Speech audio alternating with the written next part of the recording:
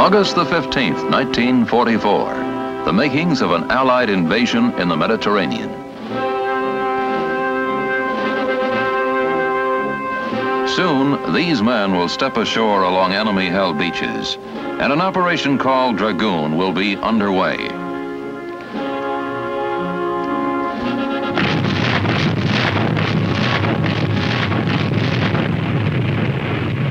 Behind the landings on the coast of southern France that day in August lay one of the most controversial command decisions of the entire Second World War.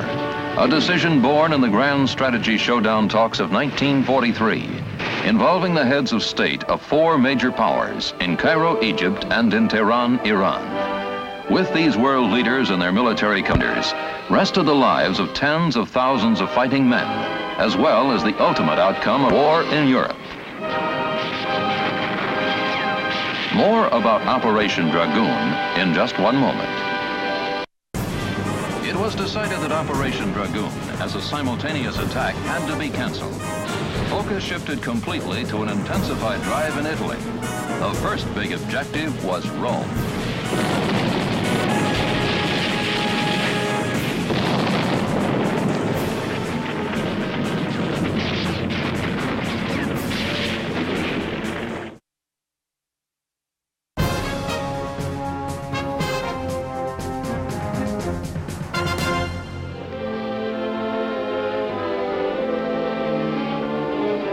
The Tehran meetings were held in the Russian embassy, with maximum security provided.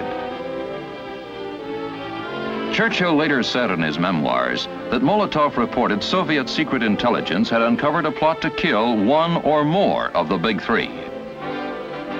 The day of the conference, troops and police were everywhere around the embassy. This was one of the most significant gatherings of Allied heads of state and military leaders since the beginning of World War II.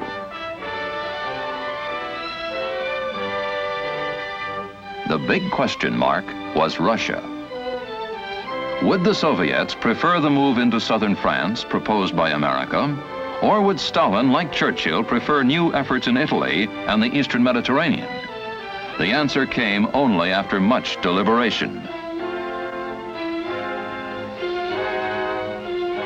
Stalin, apparently playing a waiting game, was in a position to side with Roosevelt, who continued to stress the need for operations in northern and southern France. Or Stalin could side with the Prime Minister, who forcefully appealed for new operations in Italy and on into the Eastern Mediterranean. The rumors before the conference that Stalin would favor the British proposal did not materialize. The grand design for victory in Europe had finally gelled. As it turned out, Stalin favored a pincer-type operation against northern and southern France. This, he explained, would give the Russians the second front they had long sought.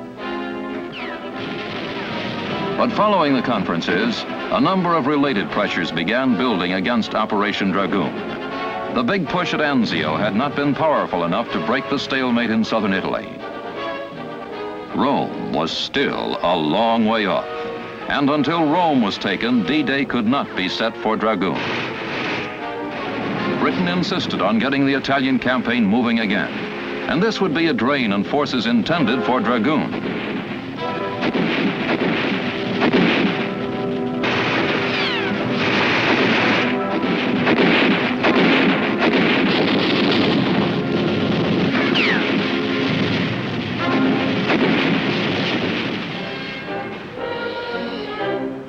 The newly appointed Overlord Commander, General Dwight D. Eisenhower, was well aware that strategic focus was upon him. He needed Dragoon in support of the Normandy invasion, yet such things as the shortage of landing craft began to make Dragoon appear less feasible. At General George C. Marshall's suggestion, the American Chiefs of Staff delegated their authority to Eisenhower so he could confer with the British and determine who was to have logistical priority in the critical weeks ahead. Talks with the British resulted in compromise action. For the present, the fighting in Italy was to have priority over all other Mediterranean operations. Meanwhile, plans for Dragoon, the invasion of southern France, were to continue. But despite spirited Allied attacks in Italy, the stalemate there persisted.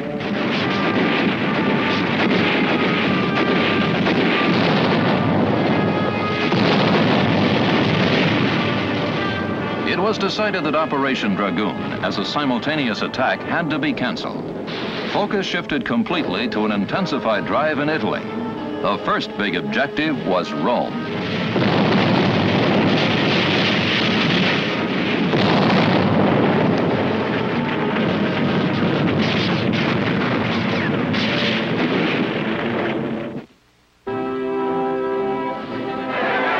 Finally, on June 4th, the Allies victoriously rolled into Rome.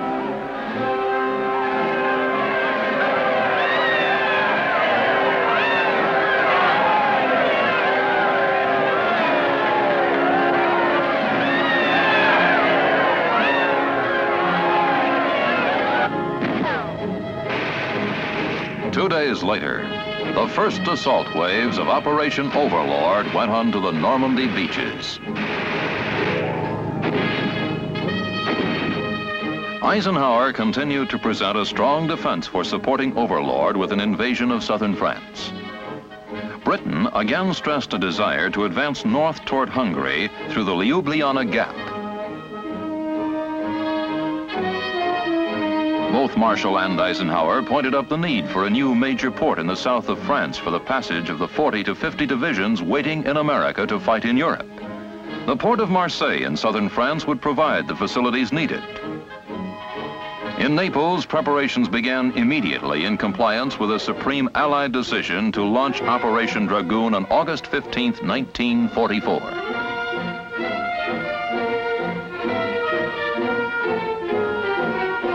The aftermath of any command decision to prepare for an invasion is never a small operation. 7th Army's assault force was the 6th Corps with its 3 infantry divisions, the 3rd, 36th, and 45th.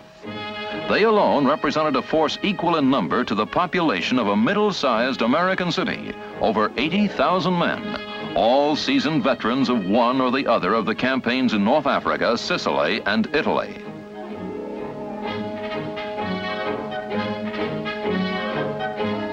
These men were to land on the main beaches on D-Day, another 33,500 to be ashore by D+4.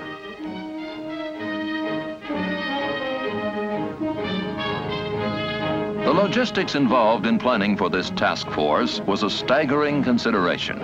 Transportation alone, with all kinds of surface craft, ships, and vehicles, required the greatest skill and coordinated planning.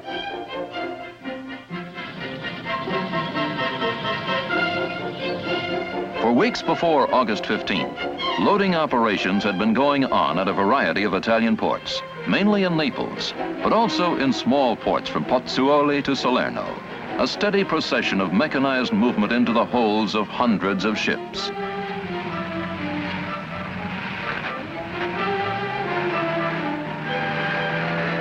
In the days following the capture of Rome, this assault force had undergone concentrated pre-invasion training, with stress and physical conditioning, individual combat training, simulated amphibious landings.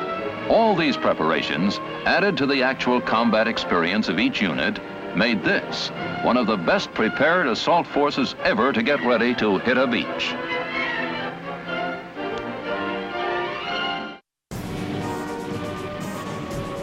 North of Montélimar, the Allied forces pursued the retreating German troops. On numerous occasions, the French forces of the interior, or Maquis, assisted Dragoon forces in seeking out and destroying the enemy. Their knowledge of the French countryside, their courage and fighting abilities were valuable assets to the Allied advance.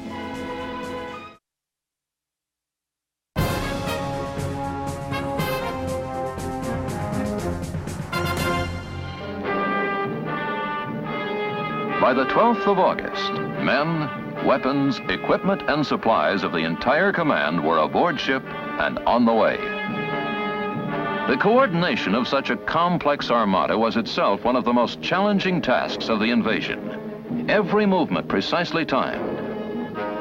All convoys speeding toward the west coast of Corsica to rendezvous and then move north to France.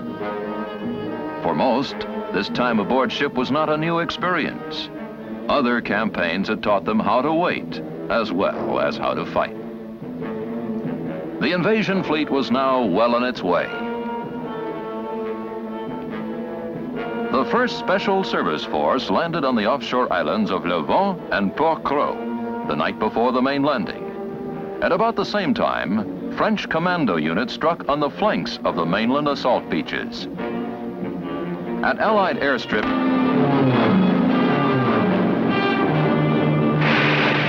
they swooped inland to scrape German ground forces that were moving toward the beaches.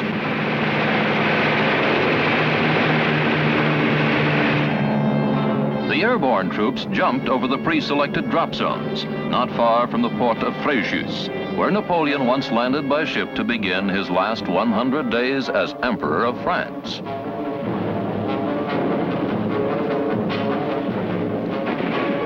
The primary mission of the airborne troops here was to prevent German movements into the main assault area.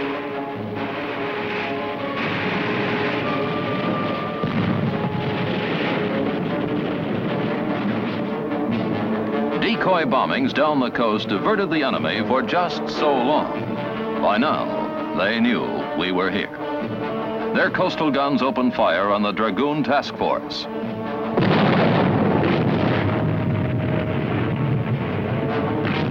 We returned the fire.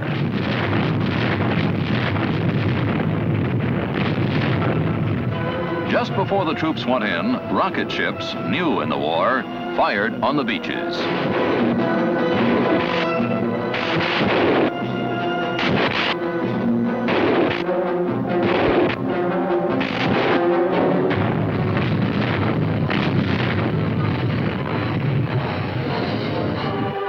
Now it was time to disembark into the landing craft. Each hour was a matter of minutes away. At about the same time in Italy, glider-borne troops took off, heading toward the area of Le Mouilly in France, a suspected enemy assembly area for counterattack.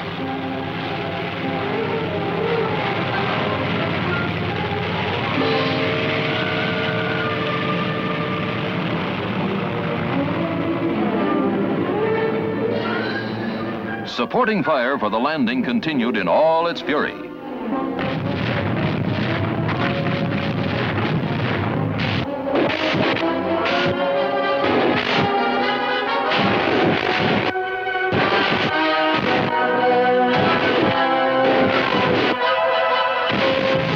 Only seconds now before they hit the beach.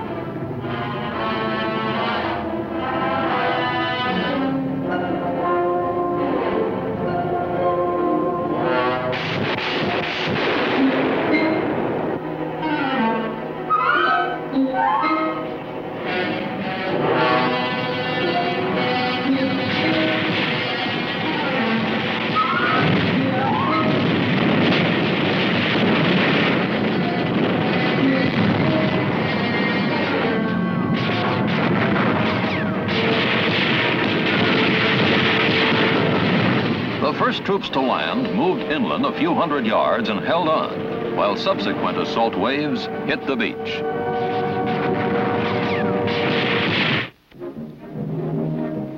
The first messages began to trickle back to the command ship. Landings on time. Enemy opposition light. Beach operations going better than expected. In a daylight assault such as Dragoon, getting the men landed to consolidate the beaches quickly and in depth is the first consideration.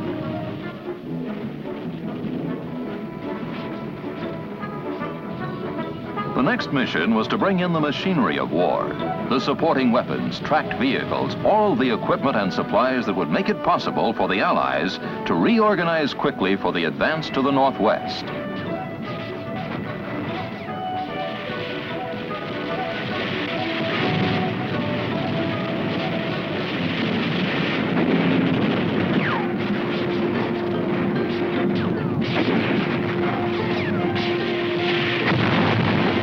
First intelligence estimates were gratifying. 2 German divisions had been decisively crippled.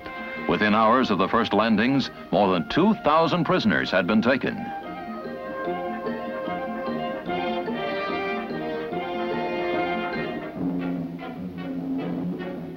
Along about mid-morning, the glider-borne troops arrived at the WWII area.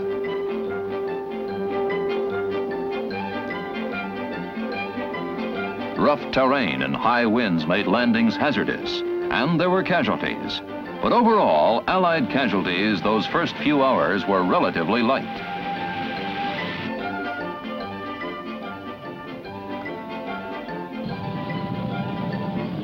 The push inland began following consolidation of the beaches between Saint-Raphael and Cavalet. An ideal offensive is one in which the enemy is trapped without means of escape. Operation Dragoon was approaching that ideal, but the Germans maneuvered and fought back with everything they had.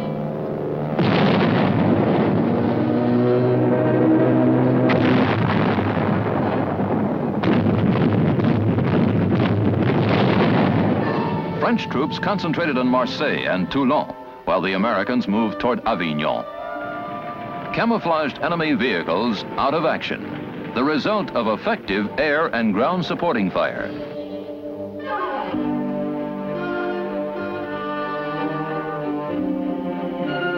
Less than 2 weeks after the landings, an all-French assault force entered Marseille. A vital port city such as this does not fall without a struggle, especially when Hitler ordered Marseille to be held.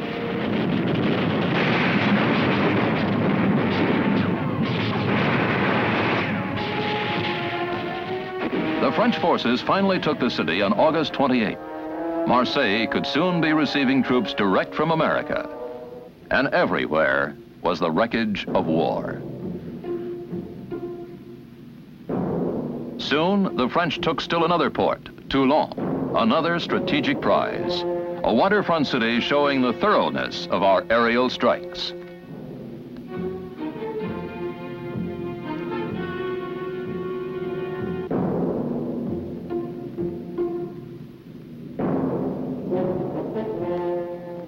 A variety of quick access routes existed up from the assault beaches of southern France, and the Allies wasted no time clearing them for the passage of infantry, artillery, and armored units.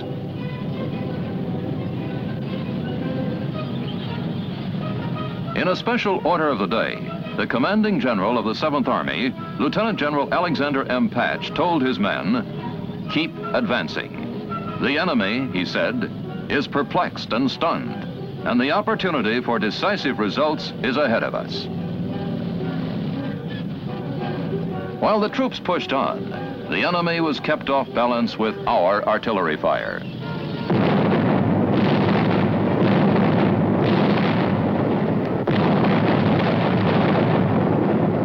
The enemy was becoming disorganized. Armored and infantry elements continued the advance north. Their job was clear-cut, but not easy, to stop a German withdrawal through the Montélimar Gap. The terrain would be getting tougher now, maneuvering more difficult. There were rivers to cross. There were steep slopes to climb, uphill all the way, and with the enemy looking down our throats.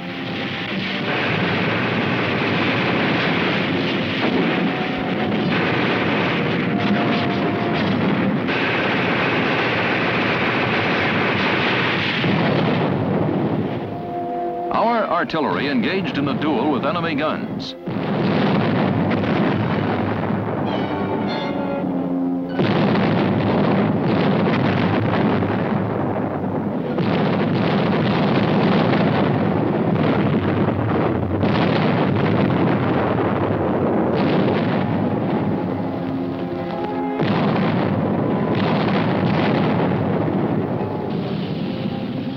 In the Montélimar sector, heavy fighting continued during the last days of August. Some of the German forces managed a hasty withdrawal.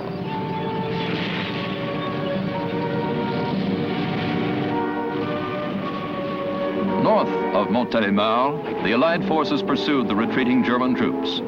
On numerous occasions, the French forces of the interior, or Maquis, assisted Dragoon forces in seeking out and destroying the enemy. Their knowledge of the French countryside, their courage and fighting abilities were valuable assets to the Allied advance.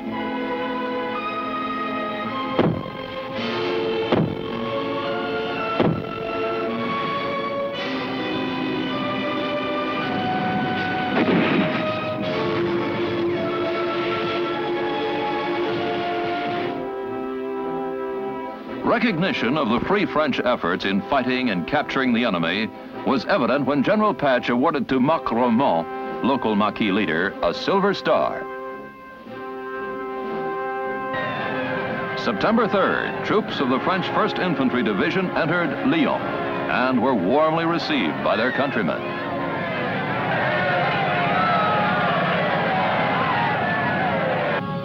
Our forces continued to sweep north.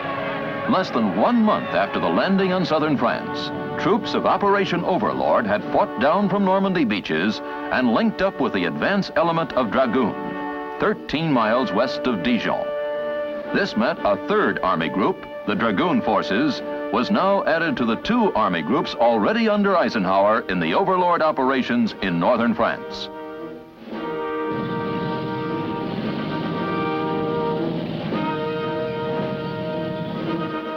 Dragoon forces had captured more than 115,000 prisoners and had liberated practically all of eastern and southern France, decisively moving toward the climactic phase of World War II.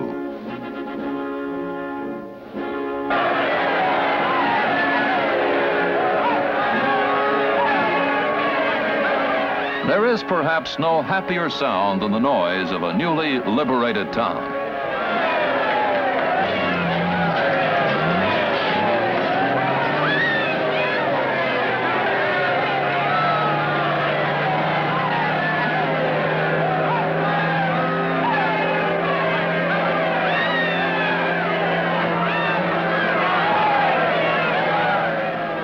The response of a grateful people was hard to leave, but there was still a war to win, and so the troops moved on.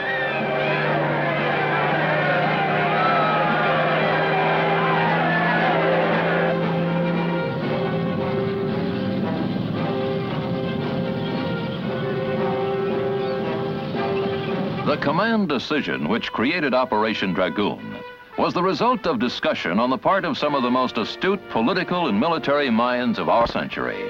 A decision carried out by such commanders as 7th Army's General Patch, 6th Corps' Lieutenant General L.K. Truscott, Jr., a decision transformed by the individual soldier into effective action on the battlefield.